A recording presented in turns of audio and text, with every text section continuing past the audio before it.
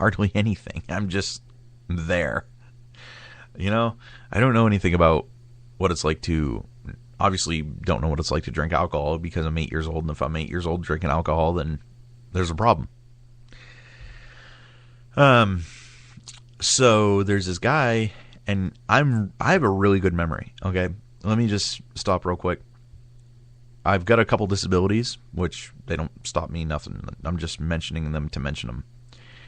But where you have disabilities, you have strengths in other areas. For example, my hearing is very good. My ears, very sensitive.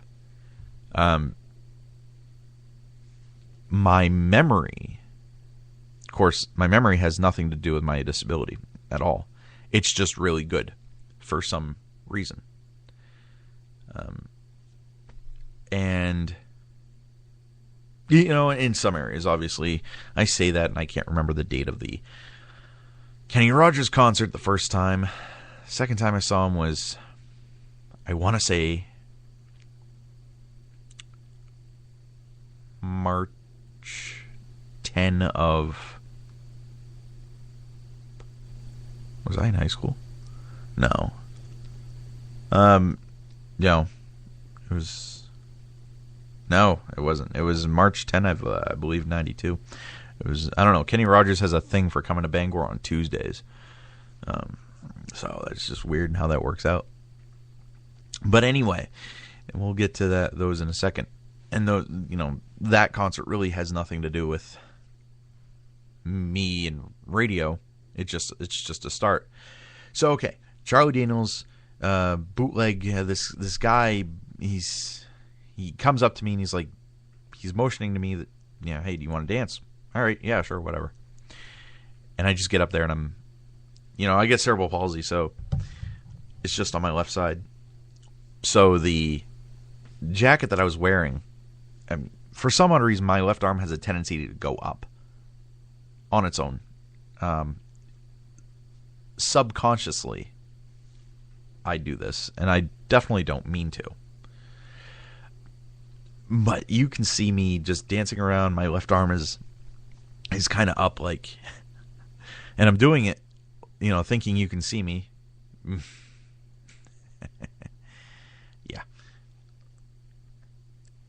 Yeah. Well,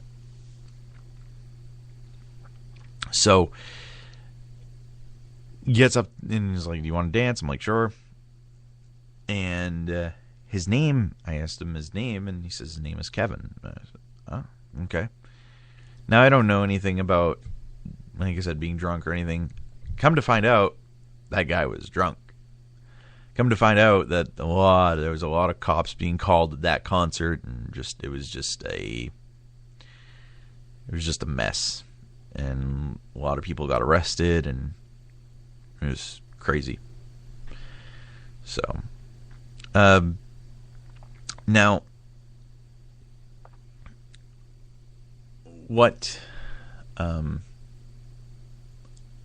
that concert did for me, in my dream of wanting to be a country singer, now, I never want to watch this video again. Literally never, never, never. I did a concert at the Earl C. McGraw School in Hamden.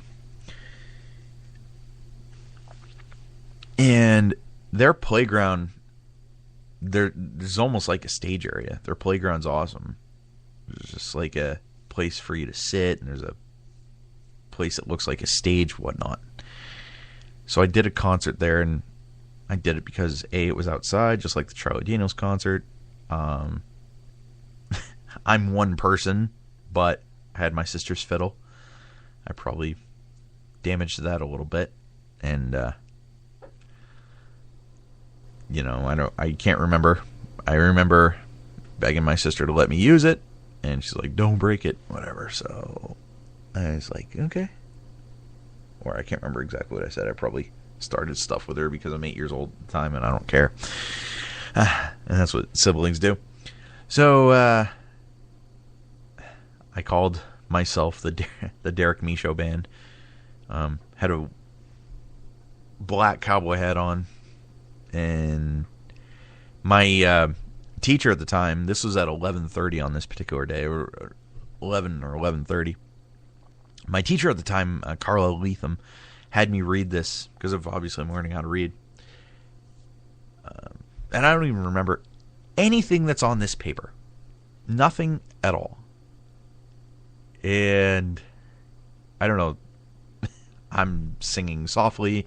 Every time she's like, tell me, sing up, sing up, sing up. And just like, yeah, okay. So anyway, that was kind of quirky that I did. Of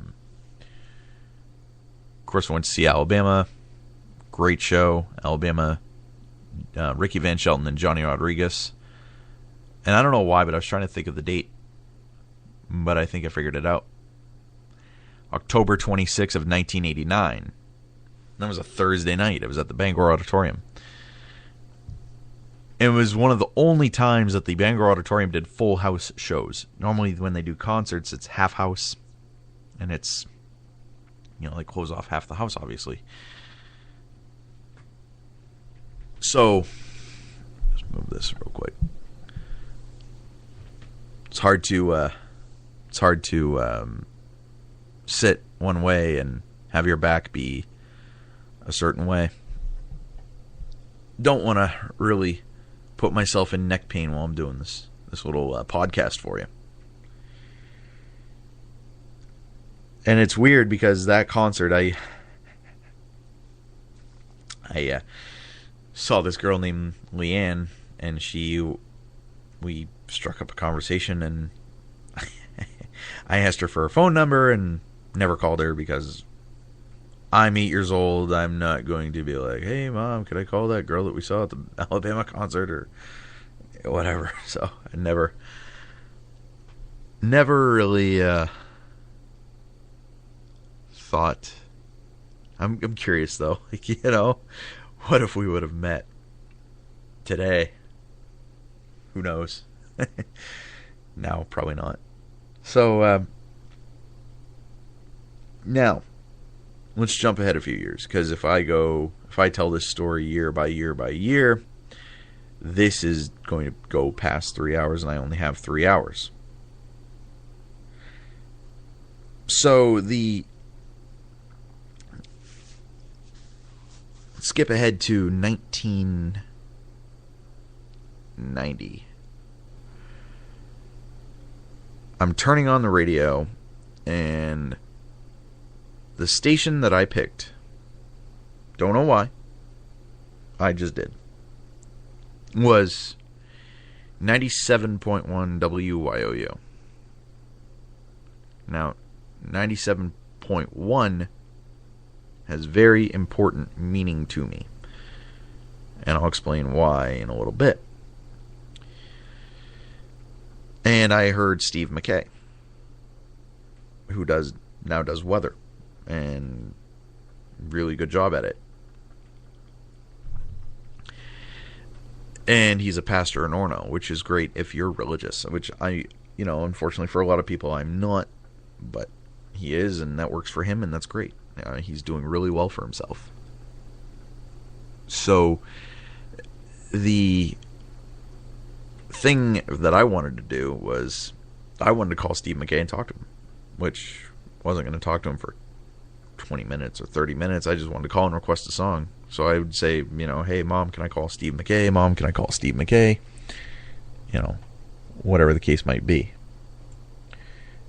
And, a lot of times she'd say yes. A lot of times she'd say, well, no. No big deal. And I don't know why, but I would go to school and tell my teachers that I bugged my mother. Why do they need to know that? I'm just checking to see if anybody's listening to this podcast right now. So that's how that worked out. Now, Christmas of... Well, hold on. So Steve McKay has very important meaning.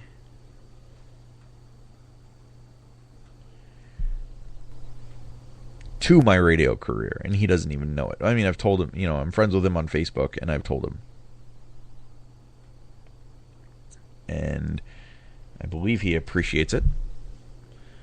And I mean, obviously, if somebody said to me, "Oh, you inspired me to do this and this and this," I'd be like, "Oh, wow, that's great." Christmas of one year, I can't remember exactly what. I believe it was 90. My sister and I got presents together a lot. This was like, okay, you both can use this. And one of them was I remember the Singalodian karaoke machine. This is, I really think this was 92, to be honest with you. Early 90s anyway. And so this is where the radio starts.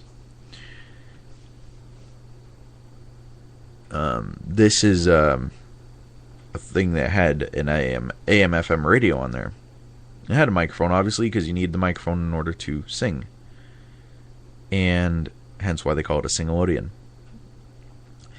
So what I would do was I would turn on the radio. I would tune it to 97.1 WYOU. Whenever they weren't talking over a song, I would do that. I would do that so, I don't know, because it was fun. Because it was,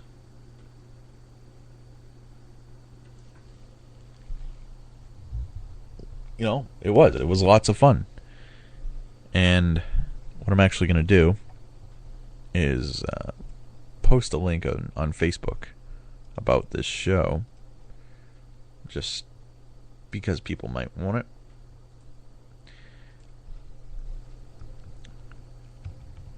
I apologize if the volume changes from time to time. I am going to be moving around, trying to get myself comfortable, because if I'm going to be doing this, then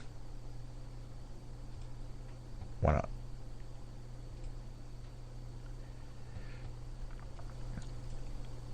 Now, yeah, like I said, I would talk over the music when they were not.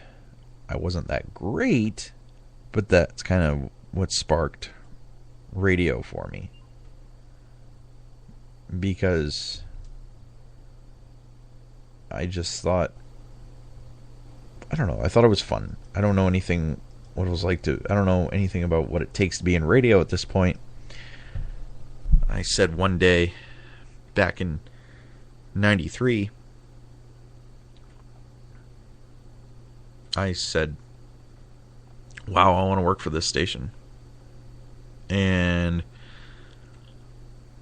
I basically said, that's why I did what I did. I would, if I'm talking over their music, to me, that's like I'm a part of that station. I don't know any different. So, back in 93, that's when I got my first boombox. A lot of people talk about when they get their first guitar. I got my first boombox. And that's important because this boombox had a microphone jack in the back. So I could plug in a microphone and talk just like I'm talking right now. And I would take my CDs and I would play music and I would talk over it and I would, say 97.1 WYOE. I can't remember what I would say. I would try to copy them, not to disrespect them, but because I was in awe of them. 97.1 WYOU. I'm, this is so and so, and this is so and so, and here's so and so. So I did that, and that I used that boombox for 2 years. Now, Christmas of 95, we were actually not here on Christmas. We were here on December 23rd. That's when we opened our gifts. And my dad, had talked to me a long time about getting